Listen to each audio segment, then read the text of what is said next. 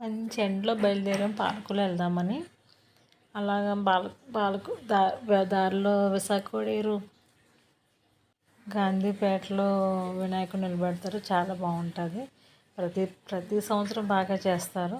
ఈ సంవత్సరం ఈ పక్కన హనుమంతుని శివయ్య విగ్రహాన్ని పెట్టారు. చాలా బాగుంది. అలా అవి చూసుకుంటూ నందమూరి గారు హనుమాన్కి హాయ్ చెప్పుకుంటూ నెక్స్ట్ బాయ్ చెప్పుకుంటూ వెళ్ళిపోయాము. పాలకొల్లో పెద్ద వినాయకుడిని నిలబెడతారు. అది చూస్తానికి బయలుదేరాము ఇంతకీ. సరే అన్నీ చూసుకుంటూ వెళ్తాం. వాళ్ళ 5వ రోజు కదా, చాలా నిమగ్నాలు జరుగుతూ ఉంటాయి అని చూసుకుంటూ వెళ్ళాము. అలాగే చాలా చోట్ల కూడా వినాయకుల నిమజ్జనం జరుగుతూ ఉంది. కానీ ఈ సంవత్సరం ఎందుకు వినాయకులు నిలబెట్టడం చాలా తక్కువేమో అనిపించింది. ఎందుకంటే ప్రతి సంవత్సరం మైకులతోటి హడావిడితోటి రోడ్డు పక్కన చాలా బాగుండి, కానీ ఈ సంవత్సరం నాకు ఎందుకు తక్కువ వినాయకుల్ని నిలబెట్టారు అనిపించింది. ఇంతకీ అసలు విషయం ఏంటంటే, పాలకొల్లు మంచి ఎక్సైట్మెంట్తో వెళ్ళాం, కానీ పాలకొల్లు వినాయకుడిని నిలబెట్టలేదు.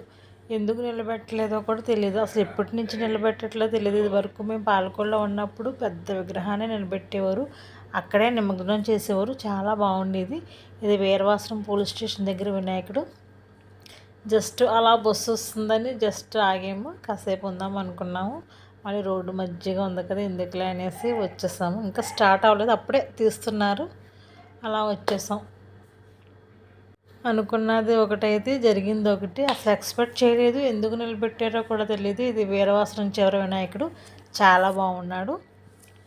వినాయకుడికి పంచి కూడా కట్టారు. చూసుకుంటూ వచ్చేసాం. అసలు పాలకొల్లో ఎందుకు విగ్రహాన్ని నిలబెట్టలేదో నాకైతే అసలు అర్థం కాలేదు. అసలు మానకూడదు. అలా నిలబెట్టినప్పుడు చాలా పెద్ద విగ్రహమే నిలబెడతారు. ఎందుకు నిలబెట్టలేదు మరి ఏంటో అసలు నాకు అర్థం కాలేదు. అసలు ఎప్పటి నుంచి నిలబెట్టట్లేదో కూడా నాకు అసలు అర్థం కాలేదు. ఇంకా మళ్ళీ తిరిగి వచ్చేసాం. అన్నీ చూసుకుంటూ ఉంటున్నాను. ఐస్ క్రీమ్ పార్లర్కి వెళ్ళాము. రోజ్ మిల్క్ ఆర్డర్ ఇచ్చాను. రోజ్ మిల్క్లో ఐస్ క్రీమ్ వేసి ఇచ్చాడు. అదేం నాకేం పెద్ద నచ్చలేదు.